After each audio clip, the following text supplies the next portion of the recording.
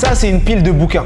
Tu me croirais si je te disais que j'ai lu un livre de 200 pages comme celui-ci chaque jour pendant un an, soit plus de 365 livres, mais surtout que j'ai retenu tout ce qui était important pour moi à l'intérieur et que tu pourrais faire la même chose toi aussi. Avec ce que je vais te montrer dans cette vidéo, tu vas pouvoir retenir les prénoms des gens qui se trouvent dans les livres, le vocabulaire utilisé, un nombre infini d'informations que tu auras choisi de retenir. Dans cette vidéo, je vais te montrer comment j'ai fait pour lire un livre par jour pendant un an et retenir absolument tout ce qui était important pour moi. Et je vais te partager plusieurs éléments qui vont te permettre à toi aussi de mettre cela en application dans ton quotidien.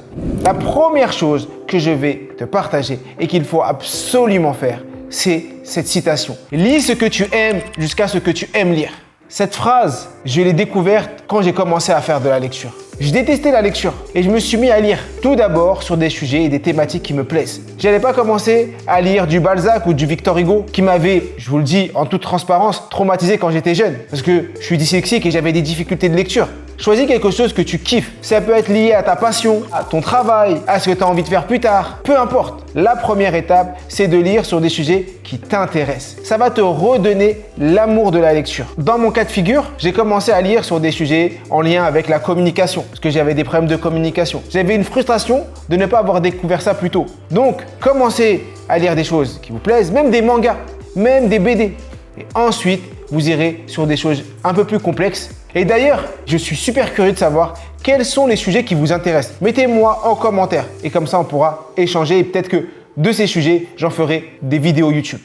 La deuxième chose à mettre en place, c'est s'interroger, se poser des questions. Lorsque j'ai compris ça, ça a changé ma manière de lire. Aujourd'hui, avant de lire, je me pose des questions. Je ne fais plus une lecture passive. Je fais que des lectures actives. Je l'ai déjà dit dans plein de vidéos, que ce soit sur des plateaux télé et autres, je distingue la lecture apprentissage de la lecture plaisir. Bien sûr, une lecture plaisir, on va pas se poser des questions avant. On va laisser l'auteur nous ramener où il a envie de nous ramener et nous faire voyager. Dans la lecture apprentissage, ce qu'on va faire, c'est comme, exemple, ce livre, Connaissance illimitée, que j'ai écrit, et j'en profite pour vous dire qu'on a dépassé la barre des 40 000 exemplaires, et ça c'est juste extraordinaire en 8 mois. Eh bien, dans ce livre, avant de lire, on peut se poser des questions. Quelles sont les choses que j'ai envie de retenir? Quelles sont les choses que je vais pouvoir mettre en place à l'école? Quelles sont les choses que je vais pouvoir mettre en place dans mon travail? Donc, on écrit les questions sur une feuille avant la lecture, et pendant la lecture, on y répond. Et j'ai bien dit, pendant la lecture, on y répond. Parce que la prise de notes fait partie du processus de rétention. Vous pouvez également, pour chaque chapitre, faire un résumé. Vous savez,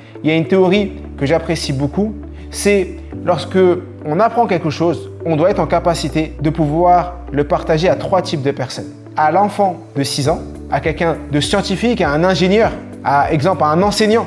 Et la 3e personne, c'est être capable d'expliquer ça au relou. Il va vous titiller et aller chercher la petite bête. Et vous soyez capable de lui expliquer. Et si tu galères, et peut-être que ça va être le cas, ça veut dire que tu n'as pas retenu ce qui était important pour toi. Lire un livre de 250 pages et retenir chaque mot de chaque phrase, de chaque page est impossible. Mais retenir les informations importantes, retenir les concepts et retenir surtout les réponses à mes questions, ça, c'est à la portée de tous et c'est très facile. Avant d'arriver au 3e point, si jusqu'à là tu as appris des choses, je compte sur toi pour arrêter et aller liker la vidéo. Et bien sûr, t'abonner à cette chaîne pour lui donner de la force, pour continuer à partager ce savoir et partager cette vidéo à un maximum de gens autour de toi pour qu'eux aussi découvrent ce contenu et le mettent en application parce qu'on est ensemble et c'est ensemble qu'on va révolutionner notre manière d'apprendre. La 3e chose à mettre en place, c'est appliquer ce que tu lis. Le nombre de personnes qui lisent des livres mais qui n'appliquent rien du tout. Quand tu finis un chapitre, tu le résumes comme on l'a vu, mais surtout tu l'appliques. Si tu as appris des choses qui peuvent être appliquées, tu les appliques tout de suite. Si tu apprends des règles de grammaire ou de syntaxe et autres, eh ben dans les prochaines communications, tu dois le mettre en application. Si tu lis un livre, exemple Connaissance illimitée, il a été créé pour que dès que tu lis le livre, tu mettes en application ce qu'il y a à l'intérieur. Si tu as fini ton livre et que tu n'as rien mis en application, tu as perdu du temps. Apprendre, appliquer, partager. J'apprends, j'applique, je partage. Et la meilleure manière de retenir, c'est la mémoire motrice, c'est la mémoire de l'action. Et donc en appliquant, tu vas utiliser ta mémoire motrice. Lire des livres sur le foot, c'est magnifique. Mais si tu ne prends pas un ballon et que tu ne tapes pas dedans, tu ne progresseras pas. Et la dernière chose que tu peux faire Et c'est de loin ce qui va le plus t'aider à rapidement décupler ta mémoire. C'est d'aller voir cette vidéo où je t'apprends à retenir 10 fois plus grâce au palier de la mémoire. Je compte sur toi pour partager ce contenu à un maximum de gens, démocratiser ce savoir. Et comme je le dis toujours, je suis tué. Nous sommes tous illimités.